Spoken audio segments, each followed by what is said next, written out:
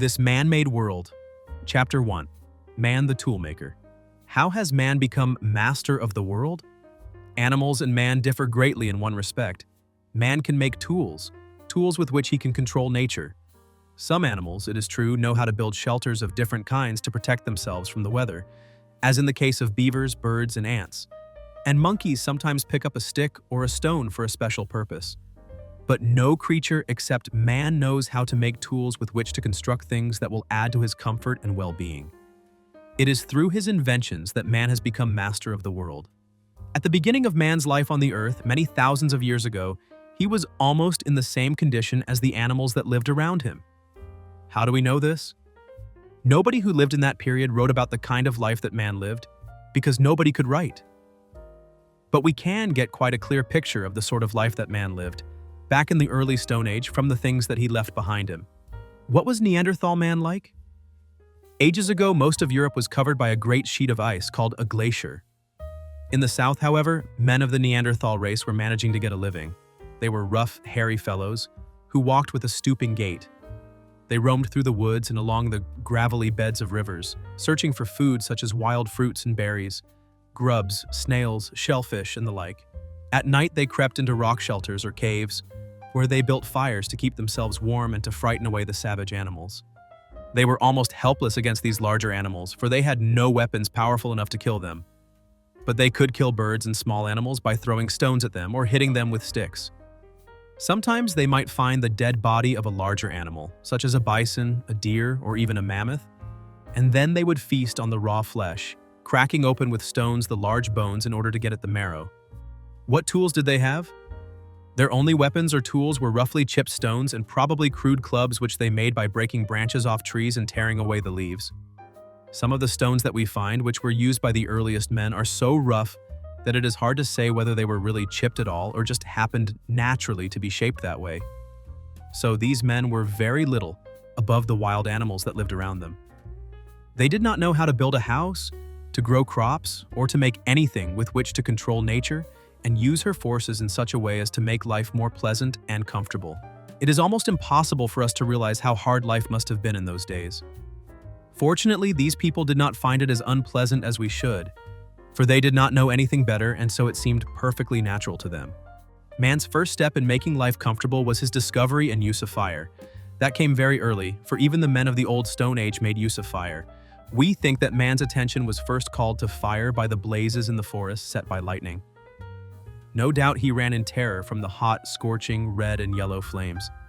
Then, when the fire had almost died out, his curiosity made him creep back and gaze at the smoldering heap of embers. If it was a cold night, he may have drawn himself close to the flame in order to get warm.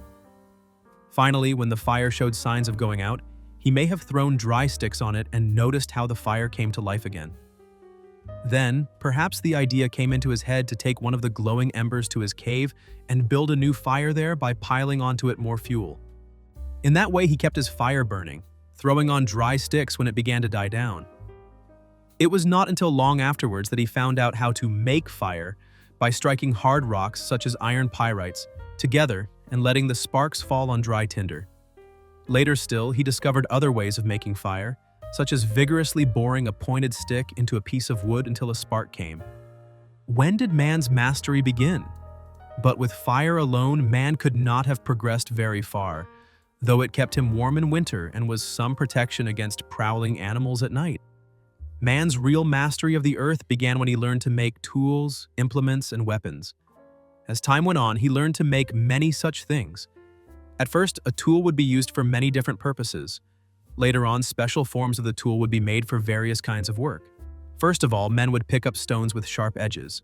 They would use the flat side of the stone for hammering, and the sharp edges for cutting and scraping. Then they learned how to chip one end into a point, while using the flat end for hammering. Then later they began to use the sharp pieces, chipped off the larger stone for cutting and scraping. The tool that we use today, called a hammer, tells us something of its early history. The old Scandinavian word hamar, which is the same as ours, meant a rock as well as a hammer. How were the first tools made? In the days of the Old Stone Age, the stone tools and weapons that men used were very crude. They were simply stones which the men picked up and roughly fashioned by chipping and flaking. In the New Stone Age, thousands of years later, the stone tools and weapons show very much finer workmanship. They are carefully shaped and the surface ground and polished. Some of these objects, of a chisel-like form and called celts, are very beautiful. They could be used with the pointed ends as picks and with the broad ends as hatchets. Before long, the makers of these celts realized that they could be handled much more conveniently if they had handles. So, they ground a hole in the stone and inserted a wooden handle, just as the wooden handle of a modern hammer is thrust through a hole in the iron, or the stone could be fastened to the end of a stick with thongs, or it might be thrust through a hole in the end of a stout stick. Many of these stone hatchets and other things have been discovered buried in the rubbish of the caves where early men lived. What was the next great step? But even after the invention of stone tools and weapons, life was no easy matter. It was not until men learned to make things out of metal that they began to take the first steps in civilization. Copper was generally used first, but copper is too soft to make a very useful tool.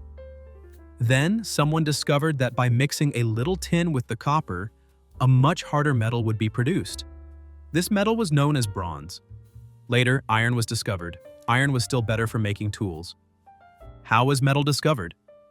The discovery of how to make things out of metal was perhaps an accident.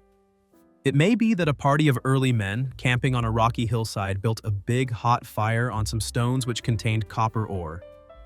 In the morning, after the fire had died out, they noticed a number of shiny lumps scattered among the stones, and they found that this substance, while still hot, could easily be hammered into different shapes without breaking.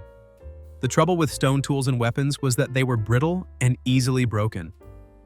Furthermore, cutting things out of stone was a slow and tiring work. Now here was this new substance, bright and strong, but not brittle, which could, with little effort, be made into any shape desired.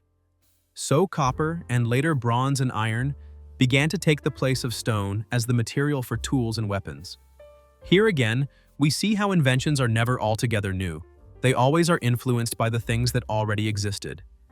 When men learned the use of metals, they did not immediately make strange new tools of different design.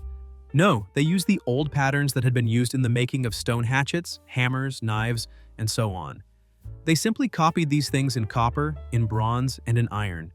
What is the lever? Another very important invention of early man is the lever. By means of the lever, he could move heavy objects, such as great blocks of stone that were beyond the strength of his unaided muscles. A familiar form of lever is the crowbar. To work a lever, there must be something to rest it on. That is called a fulcrum.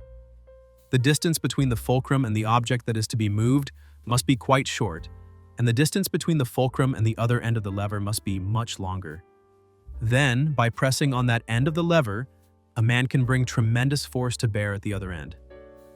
Archimedes, a famous man who lived in ancient Greece, said that with a lever, he could move the world, if he only had a place outside to stand on.